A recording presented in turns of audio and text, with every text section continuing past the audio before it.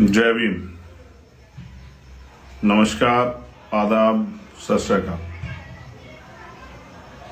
आज का ये विशेष लाइव, जैसा मैंने आपको बताया था, सुबह सूचना भी दी थी कि मैं 7 बजे मेरी इंस्टाग्राम आईडी पे लाइव आऊंगा और आपसे जुड़ के कल की होने वाली रैली और 15 मार्च जो विशेष दिन है मेरे लिए, उसके लिए अपनी बात रखूं। मैं इस लाइव से जुड़े सभी साथियों का बहुत बहुत धन्यवाद करता हूं और अपनी बात को शुरू करने से पहले समय समय पे भारत की धरती पे जन्मे सभी संतों, गुरुओं, महापुरुषों, वीरांगनाओं और जिसने भी बहुजन आंदोलन को आगे बढ़ाने के लिए अपना छोटा सा भी योगदान दिया, मैं उन सबको नमन करता हूं और उनका धन्यवाद करता हूं। सम्मानित भाइयों बहनों, आज का जो लाइव है उसका विषय जो जानकारी थी उसमें हम लोगों ने दे दिया था कि कल 15 मार्च है। 15 मार्च दो तरह से बहुत अहमियत रखता है मेरी जिंदगी में। पहला, जिनको मैं गुरु मानता हूं, माननीय काशीराम साहब, उनकी जयंती है, उनकी जन्म तिथि 15 मार्च है 1934। और दूसरा, आजाद समाज पार्टी काशीराम, जो हमारी राजनीतिक पार्टी है जिसका मैं एक सिपाही हूं, उसके स्थापना दिवस भी हमने माननीय काशीराम साहब के जयंती वाले दिन की थी 2020 में, उसका चौथा स्थापना दिवस भी। उसके साथ साथ कल हम लोगों ने एक रैली जो है वो नगीना हिंदू इंटर कॉलेज में रखी है माननीय काशीराम साहब का जन्मदिन मनाने के लिए और अपनी पार्टी का स्थापना दिवस मनाने के लिए। मेरे पास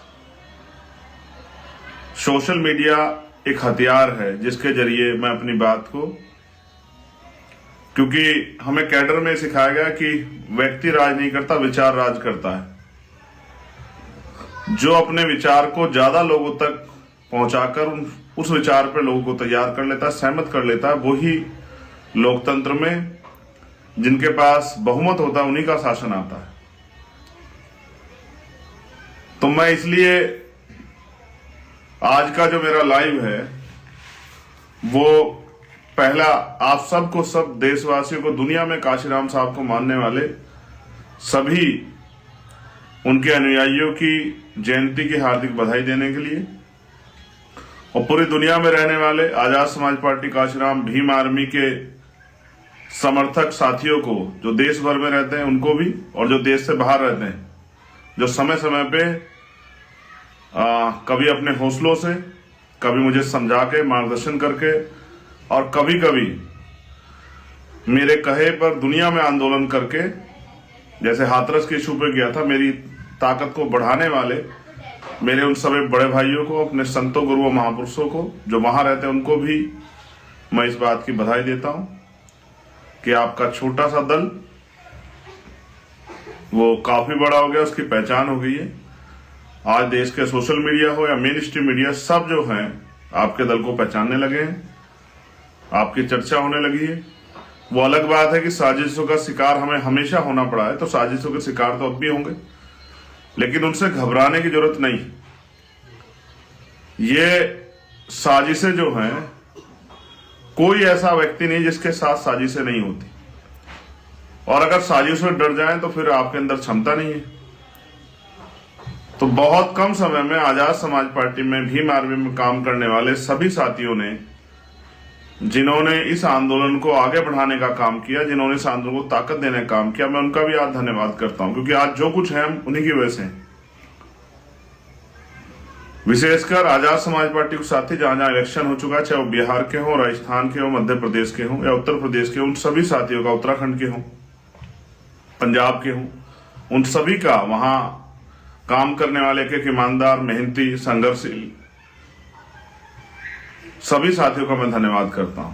और मैं, मेरा आज का जो स्पेशल लाइव का जो रीजन है वो उन तक ये खबर पहुंचानी है जो नगीना लोकसभा में हमारे साथी भीम आर्मी आजाद समाज पार्टी जुड़े हुए हैं, जो हमारी भीम आर्मी की बूथ कमेटियां, जिले की टीम, विधानसभा की टीम, सेक्टर की टीम, आजाद समाज पार्टी की जिले की, विधानसभा की, सेक्टर के बूथ कमेटी की टीम, उनके लिए मैंने लाइव किया कि कल के कार्यक्रम को सफल बनाने के लिए आपको अपने छोटे छोटे साधनों का प्रयोग करके समय से रैली स्थल पहुंचना है, क्योंकि माह रमजान का पहला जुमा भी है, उसकी भी जो है रमजान माह के पहले जुमे की भी कल के लिए आपको अभी से बधाई। तो मैंने आपको बताया कि कल जो है रैली स्थल पे आपको 11 बजे तक, लगभग 10:30-11 बजे तक आपको पहुंचना है। कल हम लोग बहुत सारे संकल्प भी लेंगे और आज के दौर में हम लोग किस तरह से कामयाब हो सकते हैं, किस तरह से हमें आगे बढ़ना है, इसके दिशा निर्देश भी देश भर के कार्यकर्ताओं को उस रैली स्थल से दिए जाएंगे।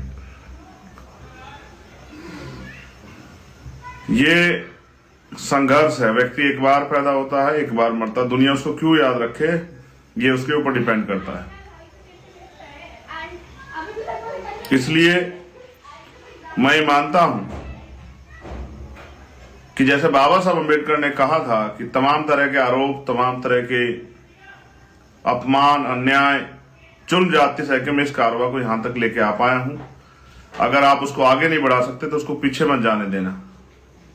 और उन्होंने ये भी कहा 18 मार्च 1956 को जब उन्होंने भाषण दिया आगरा में कि मुझे मेरे पढ़े लिखे लोगों ने धोखा दिया, उसके साथ साथ उन्होंने ये भी कहा कि अब मैं बूढ़ा हो चला हूं, बीमार रहता हूं, मैं जब चारों तरफ अपने देखता हूं तो कोई ऐसा नहीं दिखाई देता जो इस आंदोलन को आगे बढ़ा सके। मैं जो कुछ करना चाहता था उसका बहुत कम कार्य अभी कर पाया हूं। अगर कोई इस तंबू का बंबू बनके, इस आंदोलन रूपी तंबू का बंबू बनके कोई नौजवान अगर इसको आगे बढ़ाने का काम करे तो मैं भी चैन से मर सकूं, ये बात डॉक्टर बाबा साहब अम्बेडकर ने कही। और जब इस बात को माननीय काशीराम साहब ने समझा तो उन्होंने इस आंदोलन को चलाया और अब जेले काट के, मुकदमा झेल के भीम आर्मी आजाद समाज पार्टी के साथी लाठियां खा के, अपमान सह के, आरोप सह के, उसी समाज से भी और विरोधियों के भी आरोप अपमान सह के इस आंदोलन को चलाने का काम कर रहे हैं। क्योंकि साहब भी कहते थे कि जिस समाज की हम लड़ाई लड़ रहे हैं वो समाज अगर समझदार होता तो अपने आप ही आंदोलन को कामयाब कर लेता, उनको किसी डॉक्टर बाबा साहब अम्बेडकर, काशीराम की जरूरत नहीं पड़ती। इसलिए जब आप उनके बीच में उनको समझाने जाओगे वो आप पे आरोप भी लगाएंगे, वो आपका अपमान भी करेंगे, हो सकता है वो आपको के साथ झगड़ा भी कर दें, लेकिन आपको इन चीजों से घबराना नहीं है। आंदोलन, परिवर्तन एक सतत प्रक्रिया है, इसको आपको लगातार जारी रखना है। तो मैं ये समझता हूं कि इस देश में संविधान के जरिए संभव हुआ कि पाल, प्रजापति, कश्यप, सैनी, मौर्य, शाक्य, कुशवाहा, जाट, गुर्जर, लुनिया, चौहान, राजभर, निषाद, सैन, विश्वकर्मा, चमार, वाल्मीकि, पासी, धोबी, कोरी, खटीक, डोम, तमाम शेड्यूल कास्ट, बैकवर्ड की जातियों को, आदिवासियों को, देश की सभी महिलाओं को अगर कुर्सी में बैठने का अधिकार कहीं से मिला है तो वो भारत के संविधान से मिला है। और लगातार भारतीय जनता पार्टी उस संविधान को, पहले आरएसएस, फिर जनसंघ और फिर भारतीय जनता पार्टी के जरिए उस संविधान को खतरा पहुंचाने का लगातार प्रयास जो है किया गया है। हम उनके अनुयायी होने के नाते हमारी जिम्मेदारी है कि हम उनके आंदोलन को कामयाब करें, आगे बढ़ाने का काम करें। तो मेरी बस आपसे कल के लिए अपील है, नगीना लोकसभा के जो हमारे साथी हैं, कार्यकर्ता, पदाधिकारी है, मेरी भाई बहन और मेरी माए, मेरे नौजवान साथी और सम्मानित जो सीनियर है हमारे, मैं उनसे अपील करूंगा कल वो 11 बजे आए और अपनी रैली को सफल कराएं। जो बूथ के हमारे पदाधिकारी हैं, सब लोगों तक, आप जानते हैं कि आर्थिक स्थिति अच्छी ना होने के कारण ज्यादा साधन की व्यवस्था नहीं हो पाई है। तो मैं आपसे अपील करूंगा कि अपने छोटे छोटे साधनों से आप आए, और मैं जो मोटरसाइकिल पे साथी आएंगे उनसे अपील करूंगा कि वो हेलमेट लगा के आए।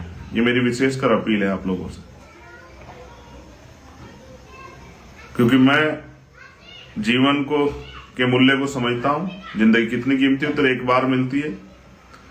जब हम किसी दुर्घटना का शिकार हो जाते हैं तो हमारी माँ को, हमारी बहन को, हमारे बच्चों को, हमारी पत्नी को, हमारे परिवार को, हमारे पिता को बहुत दुख तकलीफें होती हैं, जिसको हम नहीं समझ पाते, क्योंकि हमारा जीवन तो समाप्त हो जाता है हमारी छोटी सी गलती की वजह से, लापरवाही की वजह से। इसलिए मैं आपसे अपील कर रहा हूं कि आप हेलमेट पहना करें। हेलमेट बहुत जरूरी है। मैं आपसे अपील भी करूंगा कि क्योंकि यही एक साधन है आपको तक मेरी बात पहुंचाने का, आप ज्यादा से ज्यादा लोगों तक ये बात पहुंचाने का काम करें। और जो देश भर में हमारे साथी रहते हैं उनसे भी अपील है कि अब चुनाव तैयार हो गया है, शुरू हो गया है, तो आप भी आए, पहुंचे और आके अपना योगदान जो है इस संघर्ष में आवाज बनाने की, अपनी आवाज को पार्लियामेंट भेजने का जो संघर्ष है, देश भर में जो हमारे कार्यकर्ता हैं, जो अच्छे वक्ता हैं, जिम्मेदार लोग हैं, काम करते हैं, उनको सबसे मेरी अपील है कि वो, उनका समय हो गया कि वो आए और आके अपने चुनाव को संभालें और नगीना लोकसभा के साथियों को तैयार करने में मदद कराएं। जय भीम, जय भारत, जय संविधान, जय लोकतंत्र, जय विज्ञान। आप जानते हैं 69,000 शिक्षक भर्ती के बच्चे अभी भी सड़कों पर धूल फांक रहे हैं और जुल्म सह रहे हैं, जिनको नौकरी करके अपने परिवारों को आगे बढ़ाना था, जिनको सेवा करनी थी उत्तर प्रदेश की, वो किस तरह से लाठियां खा रहे हैं। ये होता है जब आपकी राजनीतिक आवाज कमजोर होती है, जब आपके नेता कमजोर होते हैं। और फिर सोमेश हत्याकांड जो रामपुर में हुआ या हापुड़ में जो लाठियां पड़ी, वो इस बात का उदाहरण है कि जिस समाज में मजबूत नेता नहीं होता, उस समाज के लोगों को जुल्म जाति अन्याय अत्याचार करना पड़ता। अगर आपका नेता मजबूत होता तो शायद जो है पुलिस या प्रशासन जुल्म करने से पहले कई बार सोचता। इसलिए धीरे धीरे आपका चंद्रशेखर आजाद, भीम आर्मी आजाद समाज पार्टी अपनी मेहनत से, संघर्ष से आगे बढ़ रही है। वो दिन दूर नहीं कि जब वो ताकतवर होगी और जुल्म करने वाली लाठियों को कलम की ताकत से जवाब देगी। जिस तरह से अपराध जो है उत्तर प्रदेश या देश के बहुत सारे कोनों में बढ़ रहा है, वो उसका सबसे बड़ा उदाहरण है कि सत्ता निरंकुश हो चुकी है। जो साथी वहां काम कर रहे हैं, मैं उन सबका भी बहुत धन्यवाद करता हूं, जो साथी वहां के काम कर रहे हैं। नीचे से आम कार्यकर्ता लेकर पदाधिकारी का मैं धन्यवाद करता हूं। और मैं पुनः आपसे कहता हूं कि रख हौसला मंजर भी आएगा, प्यासे के पास चलकर समंदर भी आएगा। यूं थक हार कर ना बैठ मंजिले मुसाफिर, मंजिल भी मिलेगी और मिलने का मजा भी आएगा। मैं अकेला ही चला था जाने में मंजिल, लोग मिलते गए और कारवा बनता गया। ये कारवा बहुत दूर तक जाएगा और इस कारवा की शक्ति से बहुजन समाज अपने आप को गौरवान्वित महसूस करेगा, ऐसा मेरा विश्वास है। बहुत बहुत धन्यवाद। जय भीम, जय भारत। आप सबके लिए मंगल कामनाएं। फिर आपसे मुलाकात होगी और नगीना लोकसभा के साथियों से कल रैली स्थल पर मुलाकात होगी। धन्यवाद।